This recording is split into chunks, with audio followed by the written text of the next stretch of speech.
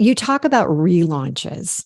You've had so many significant relaunches, but walk us through what you feel is really the foundation, the biggest one that's really happened that kind of changed everything and changed your destiny.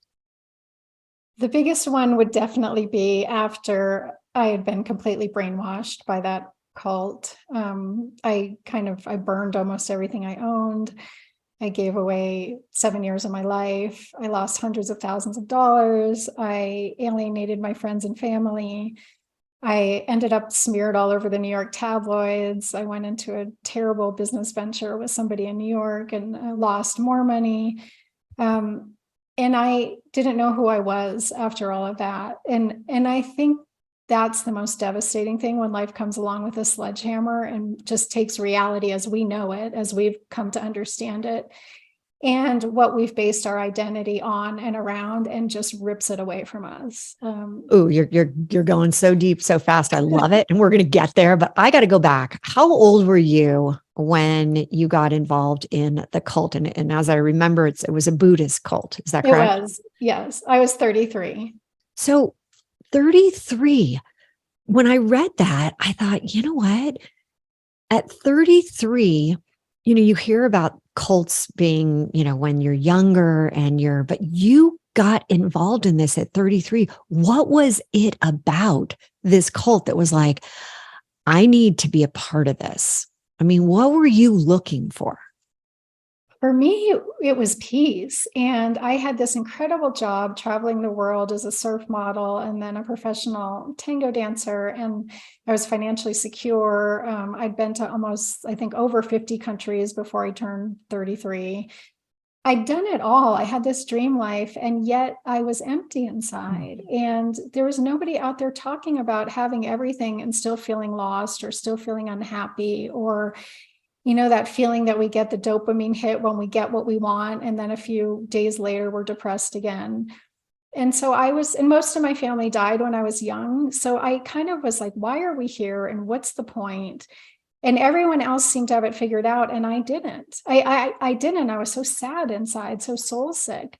And when I walked into this meditation group and I meditated for the first time, and this is the opening of the burn zone, this experience, my mind went completely blank, and it was filled with so much peace and so much love and so much stillness that I felt like this is what I've been searching for my entire life. I don't care who this person is. I don't care what she has to say. I'm home, and I'm sticking around to figure out how to have this peace inside my mind at all times.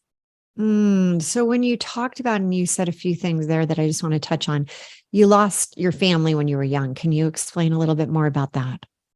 Most of my family died before I was 15. And then my father died on Thanksgiving Day when I was 15, leaving me with a very abusive, alcoholic, pill addicted, emotionally unstable mother who did her best. But I had a twin brother and she wanted a little boy. She didn't want a little girl. And so she took out all of her rage on me.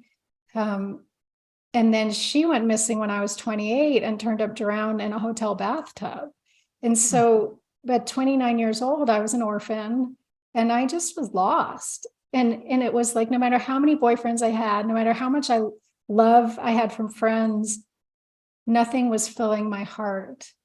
The way I realize now I had to love myself, but I didn't know that then. You said, and it's interesting because I find this a lot. You hear somebody's story, and from the on the surface level, right? It's always the iceberg, that tip of Right. the iceberg. And you're like, oh, okay, she's got this, she's got that, she's beautiful, she's, got all these degrees, she's got all these, amazing experiences, and it wasn't fulfilling. And I think, especially these days, so many people are walking around feeling like they're dulled out inside, feeling like their flame is extinguished. And, that you and I talked about this, that we both wrote, books, and part of the relaunch, it says spark your heart. It's like, we just need to have that spark again. So Right. you found that beginning spark by being silent and you walked into this group. Did you know at the time, how did it unfold that you realized, wait a second, this is actually a cult environment? It's like any toxic relationship where they love bomb you in the beginning and everything's great. And you think you've met, wonderful new people, and you're on this new adventure and you're learning all these new things, just like a new romance would be. And then slowly over time, they consume all of your time. They take away your support structure, all the activities that empower you, all the friends that empower you. And then they introduce self-doubt. And again, like any toxic relationship, the red flags are there from the beginning, and we see them, but we deny and ignore. And that's what I did. I had lived life my way for 33 years. It wasn't working for me. And I thought that these spiritual teachers were going to lead me to enlightenment. And I thought enlightenment meant that I could live in the world, and no matter what was going on, I would have peace inside my mind. I wouldn't be knocked off balance by what was happening around me. And then that I would radiate peace and love the way the saints did. And people who were around me would feel better just from being in my presence. That's what I wanted. It's a strange thing to want, but it's what I wanted. And I thought I they were don't think leading it's a me there. strange thing, that whole peace, that whole radiating, light and love. I mean, I think that when we talk about, I talk often about 3HQ, getting out of your head into your heart, tapping into your higher self, that best version of you. There's something innate about us all that, your higher self is calling to you. Are you listening? Right. And at that point, you went silent. There were these gurus that were giving you initially what you wanted. And then what changed? When did you, I know that, where were you? Where were you during this time that you were involved in this? I was in California, and, and I do have to say, this was a kick-ass cult. Like, they were like, we are going to teach you to use your career as your spiritual practice. So you're going to rock your career, and you're going to bring the best of yourself to every moment in your career. So you'll get promoted, you'll make more money, you'll create a life where you can meditate better and give back to the world through philanthropy. And that tasks or homework assignments they gave me were get a black belt in karate, become a computer programmer, go get an MBA from one of the hardest business schools in the world. So it wasn't like a mamby-pamby sitting around on cushions meditating with a flower behind your ear and hoping to be saved. It was like, we're going to sharpen our minds through meditation, and then we're going to use that sharpened mind to go be warriors of the divine. But so when did it? Yeah. So everyone's probably like listening and like, okay, you did that. You're like, you're manifesting all these different things, the warriors of the mind, all this. At what point did it start to become negative to you? Well, and so this is what makes the Burn Zone, the first book, such a page turner, is like the plot thickens, right? Because the teacher was a female teacher, and she was kind of like the big sister I always wanted. But then there was this man, and he was the number one student of her, and he was the bodyguard, and he was handsome and muscly and powerful. And then I started working for them, running the company for them, working with the man all the time. And then he brought me in as his romantic partner, which is a consort, spiritual, sexual partner. And then it all started going sideways from that point on. So was the leader jealous of this relationship? Did it start to go down that path? Well, the unfortunate thing was that I was so naive that I thought she was off meditating to the next phase of enlightenment, and was so happy that I was running her company with this man. And, I thought she knew all about it. Again, totally naive. She knew nothing about it. So then, it's a spoiler alert, but I was sleeping with the guru's boyfriend. I got thrown out of the cult, which saved my life. So, the joke is that you can actually get thrown out of a cult if you screw the guru's boyfriend. But I was still faithful to them for another 3 years. And okay, that's so great. I know. So that's a takeaway, listeners. If you want to get thrown out of a big cult. tip there. Big tip. Yeah. Everybody write that one down. It works every time. So here you are. And I mean, you talk about like, okay, that is now massive relaunch, because you're starting to realize once you do get thrown out of this. And as you said, for 4 years, you still were, big supporter. And I know that financially, it was also a financial drain on you. Can you talk through some of the financial challenges that you had during that time? Well, just that the more money we made, the more money we paid as students for monthly. So I was paying, I think, $1,800 or something like that a month. And then we would go on these power trips to places in the world. And we had to pay for first class tickets and first class accommodations, and then a $10,000 empowerment fee that went straight to the teacher.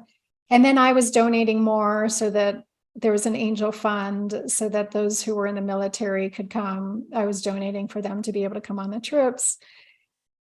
And then because I was no longer trusting my intuition, when I did get thrown out of the cult and I moved to New York and started getting my MBA and was trying to finish getting my black belt in karate, I went into business with a man that I met at the karate dojo, went into business with him with no operating agreement and lost hundreds of thousands of dollars. So the second takeaway is don't go into business with some dude from the karate dojo without an operating agreement. I love how we're getting it. We're like netting it out right now, everyone. Hey, if you want to get out of the cult, don't sleep with don't sleep with the main guy and who's actually, with the main woman. And now we've got don't get in business with, in the karate school, one of the guys. What kind of business did you create?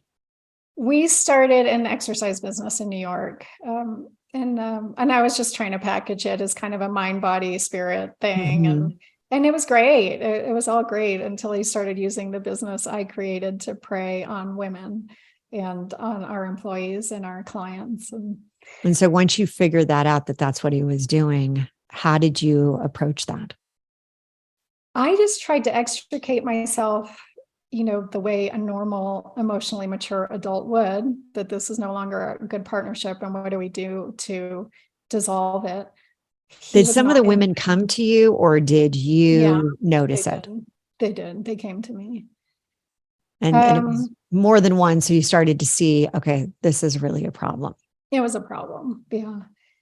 But I was the money and I was the brains behind the whole thing. And so he wasn't happy with me leaving, and it turned into this big lawsuit. And I eventually decided to lose everything there and walk away and that's when I started getting my power back, when I took full responsibility I entered into this, I stayed in it. I didn't know this person. I had no operating agreement. I had one, I didn't have him sign it. And I just said, I get to be me every day. He has to be him. And I called my lawyer and I said, do whatever it takes. I want this out of my life within a week. And he said, so it sounds like as soon as that first person came to you, you were like, you believed 100%. And you're like, I'm done. Can't do it. Right. Oh, I believed her. She was a young Asian in New York on a visa because of our business. And yeah, I believed her immediately. And then more women came up and kind of said, this is what's happened. Yes. And so you said, hey, to the lawyer, I'm going to just walk away. I don't want to have anything to do with it. How long were you in this business partnership? I was in the business partnership just about a year, and I was in the lawsuit, I feel like about a year, when I said I want out and I don't care what I have to lose, and I will make that money again. I know I will. And it's a huge lesson learned. I mean, I got an MBA in sociopathy and narcissism with that one. I mean, think about what you have gone through. And when you look back at that and you think about that relaunch, the relaunches that you've had, those big ones that we've discussed right now, if you could, would you go back and change anything that's happened in your life? I really wouldn't. And I wouldn't, because I needed every experience I went through to be who I am today. And that absolute shattering that I went through, I was suicidal. I didn't want to be here anymore. I had lost my mind, my sanity, my sense of self. It opened me in the most magnificent way to be truly alive, to truly live, to love myself, to love others, to have patience and compassion and wisdom and humor. I wouldn't undo it. I wouldn't do it again. I don't think I'd survive it again, but I wouldn't undo it. Well, that's the best part of life, right? We don't have to go back and relive it. It's not Groundhog Day, and that's a really positive thing for us.